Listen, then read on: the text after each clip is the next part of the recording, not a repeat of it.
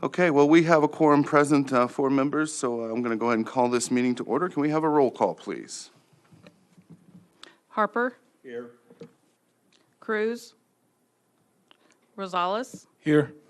Tinsley, Here. Anderson, Hardkey. Here. Quorum being present, we will go ahead, and can I have a movement on the agenda, please? A motion on the agenda, please. So moved. Properly moved and seconded. Do we have any discussion or any changes?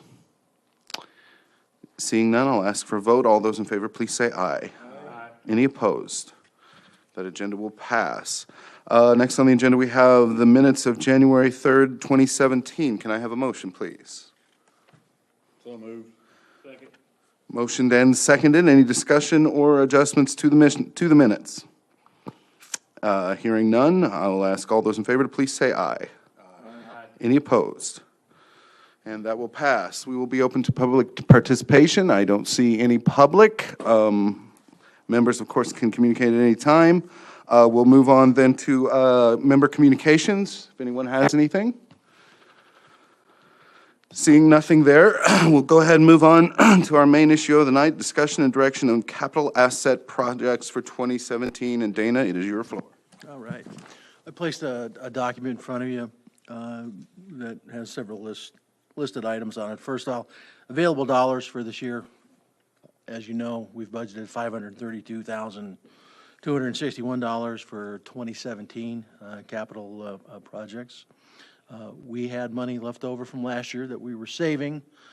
We were hopeful of trying to attain enough money to do the generator project for the coroner's office. We were not able to do that, so we rolled over the remaining dollars, which is $104,487. And in addition to that, we will be receiving a money grant, basically, if you will, reimbursement from DCEO for our Brookins boiler project that was completed in 2016. Paperwork's been submitted. We should receive the check, $18,550 in the next 45 to 60 days. So total available dollars for our capital asset projects for this year, $655,298. Projects that we've lined up, and this has been put together working through our capital asset list that was our asset list of facilities with Bailey Edwards and Henneman and Associates. We've taken our top projects. Our first one is the generator backup electrical supply system for the coroner's office, election storage, and the physical plant. That is one building. Power comes in one location, so it's an easy project. When we originally talked about it last year, we were looking at just the coroner's office, and have added this onto it, which did not add much. It enlarged the size of the generator, but all of the gears are basically switching. Gear equipment is right there, so it increased the project by about $40,000 to do that. However, it's important for both election storage, in terms of it to be powered with a backup for election nights and days, as it is for our own physical plant. That's where we keep our trucks. That's where a lot of our equipment and tools are located. If we have a power outage that affects the entire building, we can get in the front door, but we can't get our equipment out, or do a whole lot of work that requires equipment and electricity. So we've had GHR take a look at it, and they've given us a proposal that shows exactly, what size generators.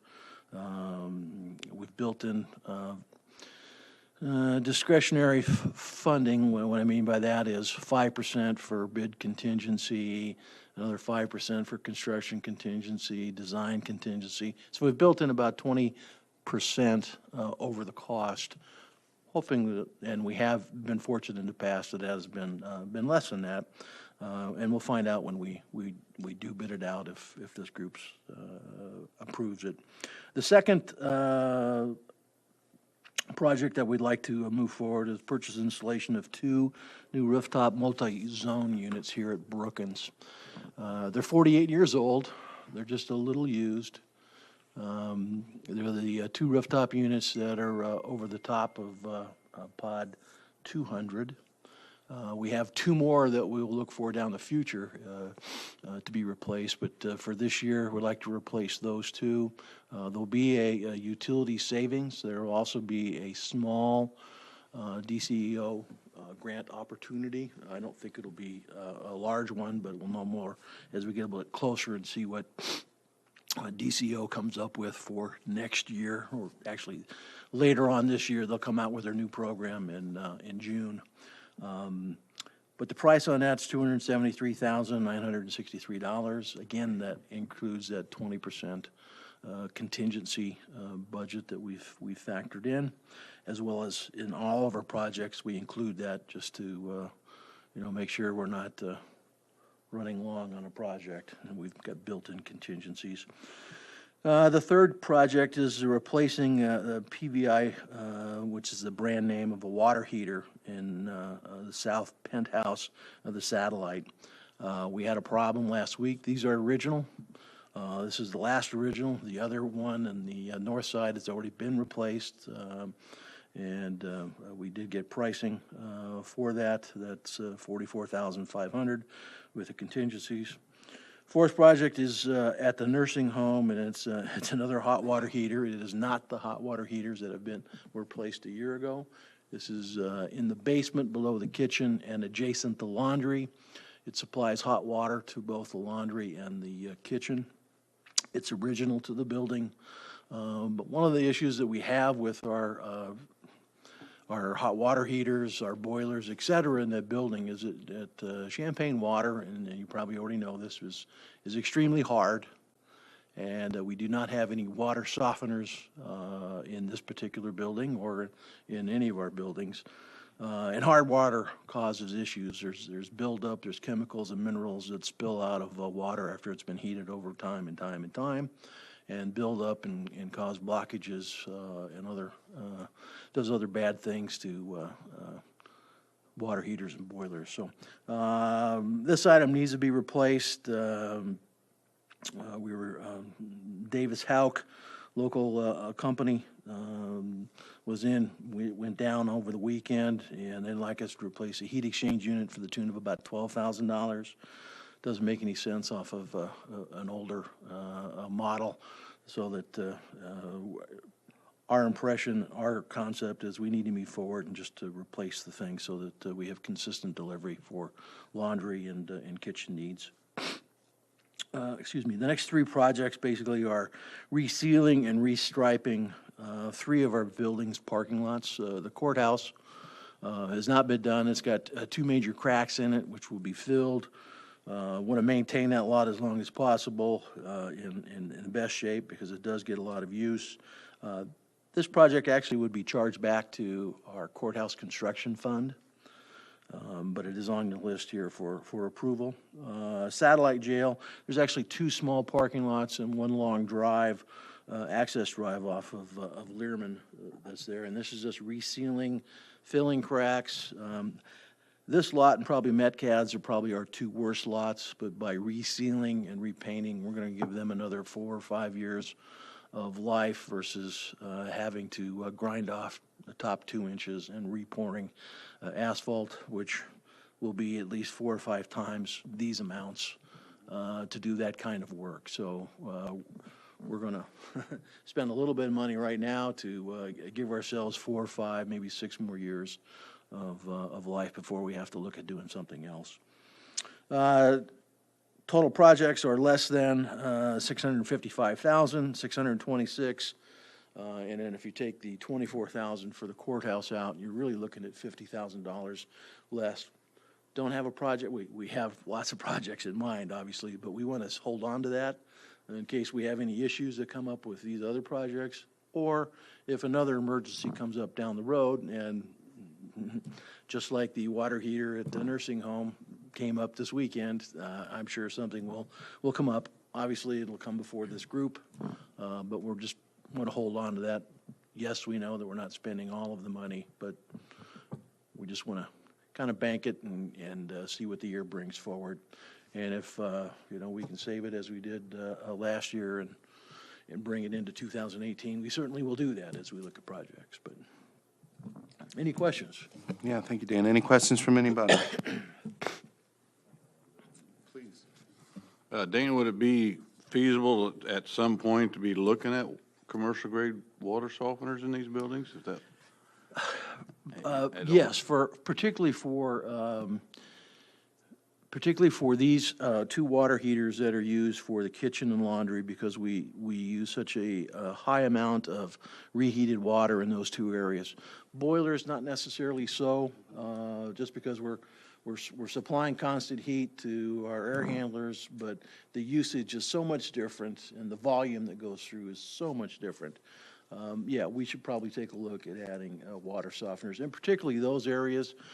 We should take a look probably over at the satellite jail at some point, because these water heaters supply the hot water to the kitchen there, as well as the dishwashers and the laundry facility at the satellite jail. So we should look at those areas and put in some commercial grade, smaller units. We're not talking about the whole facility, but just, to identify some specific equipment and locations would be smart for us down the road. It'll save us money. James, please. With the remaining $50,000+, would it be possible to pay for those commercial water softeners? Possibly. We've not priced them out at all yet. We've been talking about doing that, and that's something we can certainly take a look at over at the nursing home, looking there first, because that is our absolute highest demand. So we will gather a price for that and report back. Okay. Thank you, Danny. Yes, Rick? Thank you, Mr. Chair. Just a quick question, follow up on James's question. If we were to install commercial water softeners, do you know what the ongoing expense would be roughly for that? Like maybe a percentage of the cost? Well, there is a cost for doing that, and whether you're using salt, so there's chemicals you obviously have to utilize. So I don't know what those are. I don't really have a whole lot of experience with water softeners. Having lived here since 1980, we've never have used them ourselves in town. I see the pellets and the various things that are available for home use and have an idea about that. But on a commercial basis, I've got to do a little research. I've bought a lot of salt over the years, so just curious to see what that would turn out to be. Yeah, the only salt we've been buying is the stuff we spread on the parking lots that tears it up, but makes it safe. So. Thanks, Rick. Good point. Anyone else have any questions over that? Oh, Patsy, please. Thank you, Chair. I want to focus on number 3. And are we the only county that in the state of Illinois that has a jail with a penthouse? It's a mechanical room, Patsy. No. There's two But of them, everybody actually. looks so There's two of them, but serious. I'm not sure it's possible to live up there. They're not heated or air-conditioned. All right, any other questions? All right, seeing none, thank you, Dana. Very thorough, very well thought out. Let's move ahead then to number 8 in the Facilities Director report. You have an update on ADA. Yeah, the ADA project currently going on, and our only project currently ongoing is the interiors project work over at the courthouse and here at Brookins. Just a reminder, we remodeled 2 courtrooms at the courthouse, specifically for ramps to the jury box and to the staff area. In one large one, actually in L downstairs, and then H, one of the smaller ones up on the 2nd floor. Reason we only chose 2, and we worked it out with DOJ, was that they've agreed that we don't have to remodel all 11 courtrooms to be compliant, but should we have jury members in a particular jury that need appropriate access, then the court will restructure and reassign courtrooms so they'll be designated to those 2 areas. One's a large one, one's a small one, for whatever particular trial that might be necessary, or if we have a staff member that needs assistance, they would flip-flop. In addition, at the courthouse, on the first, second, and third floor, the public restrooms, men's have had to exchange a urinal to meet ADA code. It's already at the correct height. It just wasn't quite, there's a elliptic piece that sticks out that is essential for complying to ADA code on a urinal. And then over here at Brookins, remodeling 6 restrooms. Most of our restrooms did not have a handicapped accessible toilet. That's been put in. We've removed a few urinals to be compliant with plumbing code, and the bids were low enough and that we were able, for about additional, I think $9,000 was the change order to put in all new stall dividers. We're about 90% completed over here at Brookins. We've got some painting to do. We've got a couple of plumbing parts for urinals that we're waiting on, but most of the material is up in, stall dividers are up. We're painting, cleaning, and hope to be complete by the end of the week. So project has moved along very nicely. Contractor's done an excellent job at both locations and been terrific to work with. So we look forward to future projects where we might be able to have them involved. Gosh. Since we were talking about urinals, do we have in any of our 22 facilities any gender-neutral restrooms or any indication of moving forward with those types of accommodation? I know at the U of I we've already begun signage, and I know there's no gender-neutral, but it's probably called something else. I don't believe we're under any kind of requirements to provide those at this time. I think it's something that, probably needs to be looked at, but I don't think we have, we certainly don't have funding to set those up at this time either. Okay. Thank you. Great job. However, we will take a donation from the university if you'd like to do so. Fair point. Thank you, Geraldo. Anyone else have any questions on the ADA projects? Okay, seeing none, we'll move to other business, which appears to be none. Oh, wait. Do we want to approve that? I guess we do need to approve. Okay, so then I would ask then for someone to give us a motion on the capital assets plan as presented to us tonight. So moved. Being motioned and seconded, anyone else have any questions or comments about this plan as it is right now? All right, seeing none, then I will ask for a vote for all those in favor of approving this as our plan for the year, please say aye. Aye. Anyone opposed? Okay, we have a vote on that. Thank you for that reminder. Yeah, Stan. It's probably something Dane or somebody's probably told me. Where are you at on, huh? Oh. Sorry. Can you hear me now? Anyway, on the buildings and ground manager, where are you at on that, Dana? I was just looking through the minutes there. I forgot about that.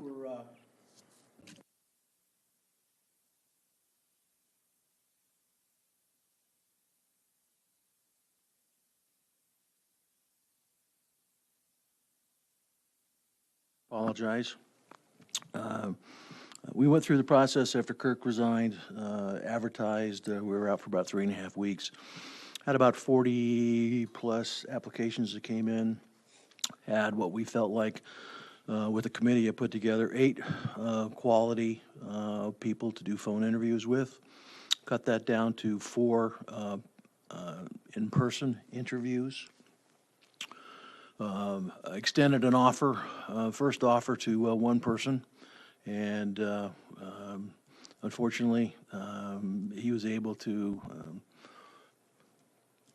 get a back offer, if you will, from his current employer, so he was not able to accept. So our second person we went to is a current employee, Chris Smith. Chris is one of our really skilled positions and skilled trades positions here, and has been a member here for on our staff for about 3.5, almost 4 years. Chris also teaches HVAC and other classes at Parkland at night. He is a terrific addition. It was going to be a tough replacement because Kirk had a lot of attributes that were terrific. His personality obviously was terrific, but his skill level, also being an electrician, was pretty dynamic for the county, and we were able to do a lot of things. Chris is not an electrician. We're going to look around at that to see what we can do. We've got another employee who's a skilled trade who might be able to obtain a electric license. So we'll take a peek at that, but long story short, Chris has accepted the position, started basically January 1st, and has been doing a terrific job. He's very detail-oriented. He's got a great personality. The staff really trusts and likes him. And we've got him around to, I mean, he did know a lot of people around the county, but we've got him exposed to more people around the county now, and I've heard a lot of really, really positive comments, so. Yes, good reminder of that. Thank you for a good hire there. Any other questions from anybody? All right, I will close then other business. I have no chair's report other than to say that our next meeting is March 7th at 6:30 p.m. Tours of facilities will begin again in March. We were just discussing probably going with the downtown jail as the first place to tour, as that is certainly one of the hotbeds of conversation. We would like to invite the entire board to that as well, because I think a lot of new board members seeing the facility would be very key as we move forward on education. Any comments from anyone on the board on that? All right, we will go ahead then, and as far as items for the consent agenda, the discussion of capital assets, that passed unanimously, so we can place that on the consent agenda. And with nothing else before this business, or before us, I will declare us adjourned. Thank you, everybody.